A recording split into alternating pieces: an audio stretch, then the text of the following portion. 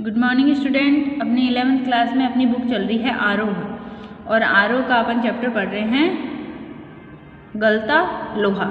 उसमें अपन ने पढ़ा कि जो वंशीधर जब मोहन के विषय में पूछता है, जो मोहन है वो उनका बेटा है और वो बहुत ही बचपन में वो बहुत ही कुशाग्र बुद्धि था। उसके क्लास के जो टीचर थे, जो अध्यापक थे उसके, वो उसकी बहुत तारीफ़ किया करते थे। उसके साथ के जो सहपाठी है उनके साथ वो हमेशा कहा करते थे कि ये बड़ा होकर कोई बड़ा अफसर बनेगा।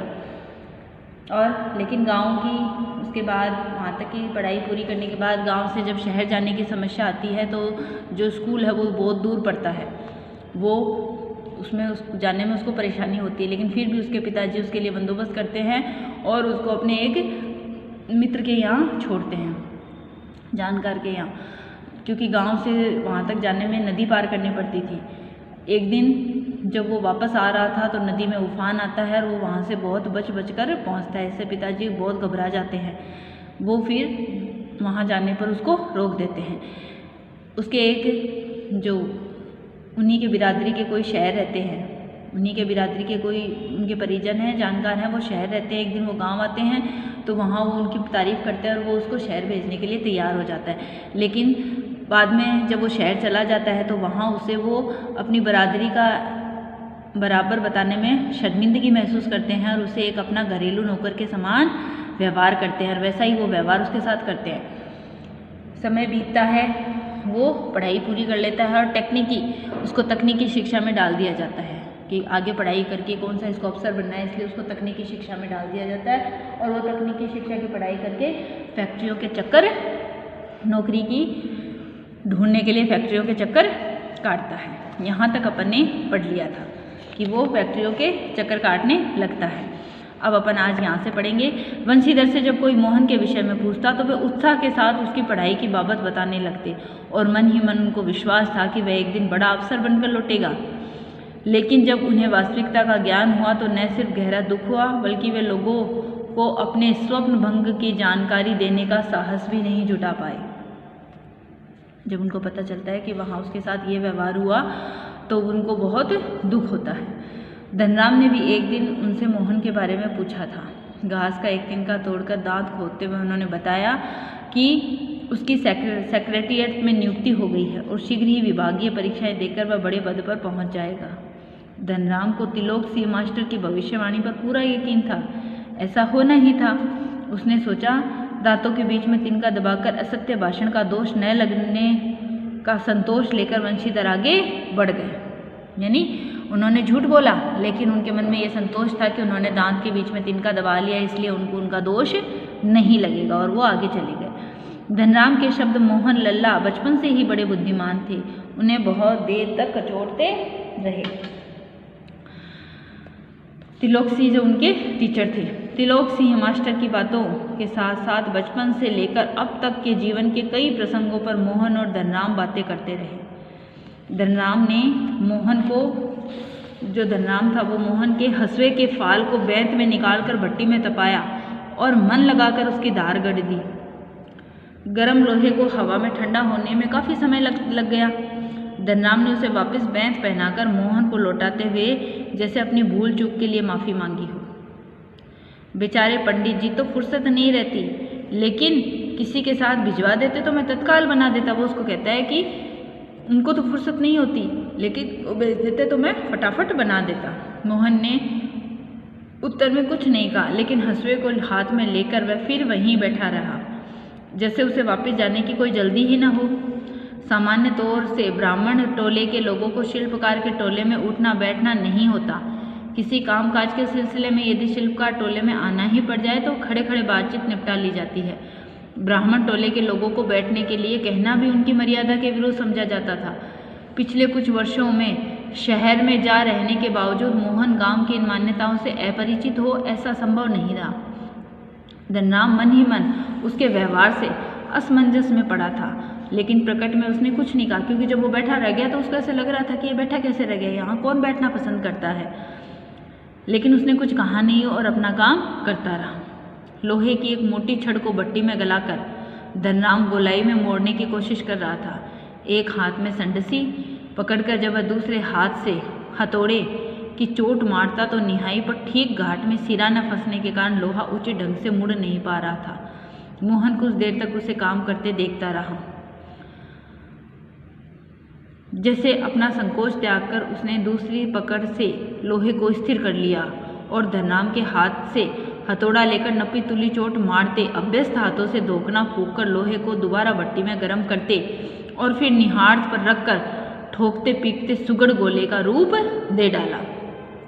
जब वो उसमें आ नहीं रहा था तो उसने बीच में हाथ से लेकर उस पर वार किया और वो एकदम सही सटीक में बैठ गया। मोहन का यह हस्तक्षेप इतनी फुर्ती और आकस्मिक ढंग से हुआ, मतलब अचानक से उससे ले लिया तो इतनी आकस्मिक ढंग से हुआ कि धनराम को चूक का मौका ही नहीं मिला।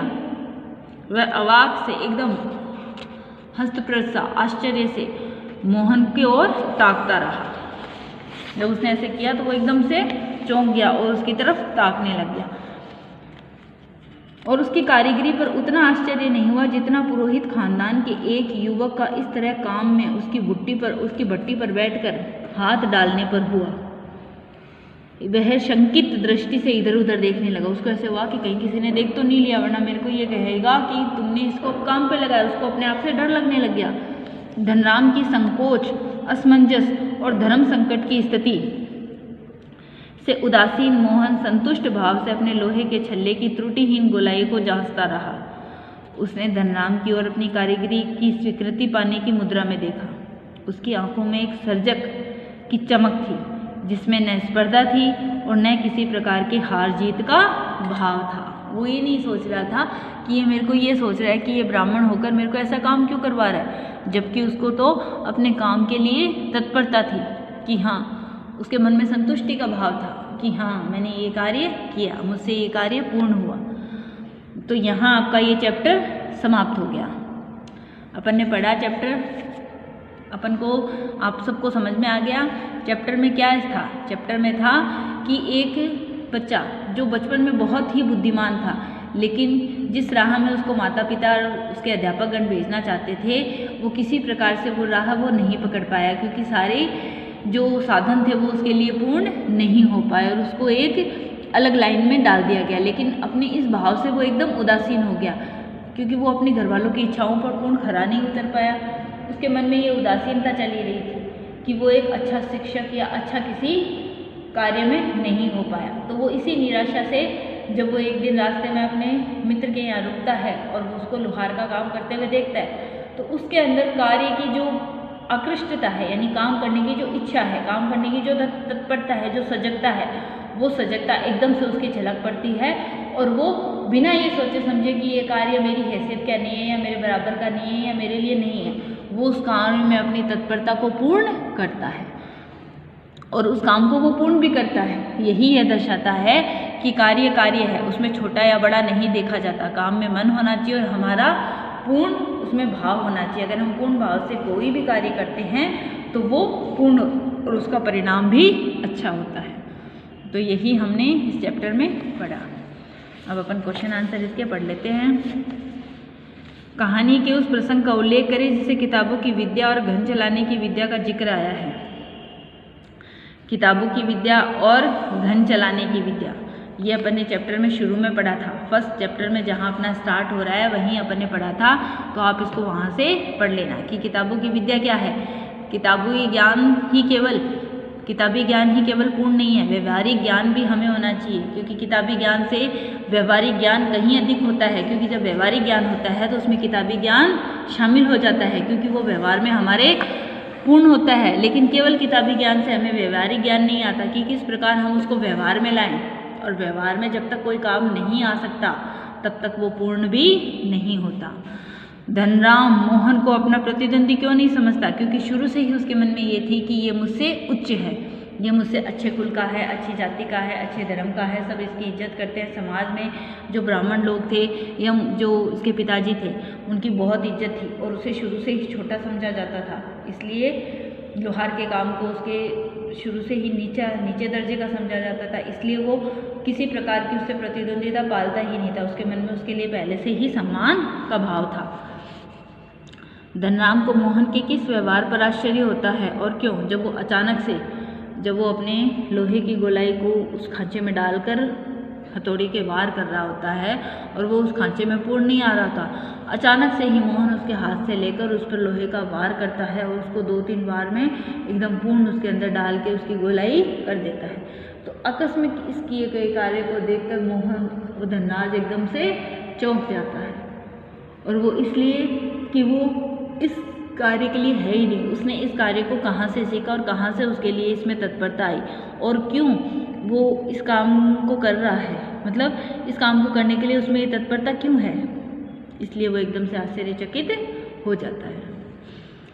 मोहन के लखनऊ आने के बाद के समय को लेखक ने उसके जीवन का एक नया अध्याय क्यों कहा, क्योंकि वहाँ उसने बाहरी लोगों के बीच में देखा कि किस प्रकार सब उसे एक घरेलू नौकर की तरह इधर उधर भटकाते रहते हैं और वो अपने पथ से, अपने लक्ष्य से भटक जाता है। उसको जिस तरफ जाना होता है उस शिक्षा की लाइन से भी उसको हटा दिया जाता है, उसको तकनीकी शिक्षा में डाल देते हैं कि आगे कुछ सीख लेगा तो अपना भरण पोषण करने जैसा हो जाएगा, आगे पढ़ लिख कर इसको कहाँ नौकरियाँ लगनी हैं, ऐसे करके उसको ऐसा बोल के उसको पहले से ही उसके लिए निराशा का भाव पैदा कर दिया जाता है कि कहाँ ये नौकरी करेगा, कहाँ इसको नौकरी मिलेगी, और उसको एक तकनीकी शिक्षा के कार्य में डाल दिया जाता है। मास्टर तिलोक सिंह के किस कथन को लेखक ने जुबान के चाबुक कहा और क्यों। मास्टर तिलोक सिंह के किस कथन को लेखक ने, जब वो कहते हैं कि वो बहुत ही कुशाग्र बुद्धि है, पढ़ लिख कर किसी प्रकार किसी बड़े पद पर जाएगा, तो वो उसकी ज़ुबान के लिए चाबुक है, क्योंकि ऐसा बोल बोल कर बार बार में वो उसकी ज़ुबान पर एक चाबुक के समान काम करता है। और जब बार बार सब उसके लिए सुनते हैं तो सबके अंदर यही बात एक चाबुक के समान लगती है, इसलिए इन शब्दों को उसने ज़ुबान का एक चाबुक कहा है। बिरादरी का यही सारा होता है, ये किसने कहा था, ये मोहन के पिताजी बंशीधर ने कहा था। किस प्रसंग में कहा था, जब वो उसका एक बिरादरी का एक जो व्यक्ति है वो शहर वहाँ पे गांव में आता है और वो शहर में रहते हैं, तो वो उसको ले जाने के लिए तैयार हो जाता है। तब उसके पिताजी, मोहन के पिताजी जो बंशीधर है, वो ये बात कहते हैं कि यही बिरादरी का सहारा होता है कि जब ज़रूरत होती है तो बिरादरी के लोग ही सहारा देते हैं। किस आशय से कहा, इसी आशय से कि वो बंशीधर को शहर में ले जाने के लिए तैयार हो जाते हैं कि वहाँ हमारे परिवार में जहाँ 5 जनों का खाना बन रहा है, वहाँ छठे का किसी प्रकार से कोई बोझ नहीं आएगा। तो उसके पिताजी ये बात सुनकर बहुत ही प्रसन्न होते हैं। क्या कहानी में ये आशय स्पष्ट हुआ? बिल्कुल नहीं हुआ। क्यों? क्योंकि वो उसी की बिरादरी का होकर उसको लेकर जाता है और वहाँ से गांव में वो ये कहकर ले जाता है कि वो उसके लिए कोई भार नहीं है। जहाँ 5 मेंबर जो सदस्य हैं घर के वो भोजन कर रहे हैं तो वहाँ छठा किसी प्रकार का कोई बोझ नहीं होगा, लेकिन शहर ले जाकर वो उसे अपने बराबर का स्थान नहीं देते। लोगों में वो ये नहीं बताकर अपने आप को नीचा करना चाहते कि ये उनके बिरादरी का सदस्य, जबकि वो उसे एक घरेलू नौकर से अधिक घर में मान नहीं देते और उससे घरेलू नौकर के समान ही काम करवाते हैं। सारे दिन वो उनके लिए घर का नौकर बनकर रह जाता है। उसकी आंखों में एक सर्जक की चमक थी। कहानी का ये वाक्य किसके लिए कहा गया है? ये मोहन के लिए कहा गया है। और किस प्रसंग में कहा गया है कि जब वो अचानक से धनराम के हाथ में से लोहे की ग्रिल लेकर उसको हथौड़े के वार से अपनी आकृति में डालने के लिए उस पर प्रहार करता है और 2-3 प्रहार करने के बाद वो उसे एकदम से पूर्ण रूप से कर देता है। तो ये इसीलिए कहा गया है कि उसकी आंखों में एक सर्जक मतलब कुछ करने वाला, बनाने वाला, उसकी चमक उसकी आंखों में दिखती है। यह पात्र विशेष के किन चारित्रिक पहलुओं को उजागर करता है कि वो भविष्य में किसी प्रकार, ये नहीं है कि वो किसी एक लक्ष्य को प्राप्त नहीं कर पाया तो वो उस निराशा में डूबकर रह जाएगा और अपने सभी लक्ष्यों को भूल जाएगा, ऐसा नहीं है। जबकि एक लक्ष्य खो जाने से या भटक जाने से निराशा हमें नहीं आनी चाहिए। हम जीवन में हमें हमेशा सर्जक के रूप में रहना चाहिए कि एक लक्ष्य खो भी गया तो हमारे लिए 10 लक्ष्य और होते हैं जिनमें हमें अपने आप को बनाना चाहिए, उनको प्राप्त करने की हमारे अंदर दृढ़ता होनी चाहिए, तभी हम किसी कार्य को कर सकते हैं। यहाँ तक कि आपके इसके क्वेश्चन आंसर अपन ने कर लिए हैं।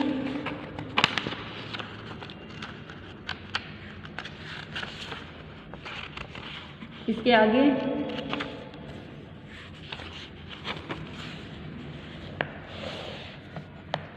आगे के लिए शब्दार्थ है। शब्दार्थ आपको पढ़ने हैं और इनको समझना है, क्योंकि जब तक शब्दार्थ हमें समझ नहीं आएंगे हमें पाठ समझ नहीं आता है। तो आपको शब्दार्थ आपके नोटबुक में पढ़ लेना, अपनी बुक में से पढ़ लेना। और क्वेश्चन आंसर आपको इतने ही करने हैं। इसके आगे के क्वेश्चन आंसर आपको केवल पढ़ लेना एक बार, नोटबुक में नहीं करने। नोटबुक में करने वाले ये क्वेश्चन आंसर इतने ही थे। तो यहाँ तक अपन ने ये क्वेश्चन आंसर भी कर लिए। इसके आगे के क्वेश्चन आंसर अब आप अगला चैप्टर अपन पढ़ेंगे, इस चैप्टर के रहेंगे, तो वो अपन अगली क्लास में अब अपन अगला चैप्टर पढ़ेंगे। ये चैप्टर आपका पूरा हो गया है। आपको इसका पार्ट का एक बार रिवीजन करना है, क्वेश्चन आंसरों को करना है। ठीक है।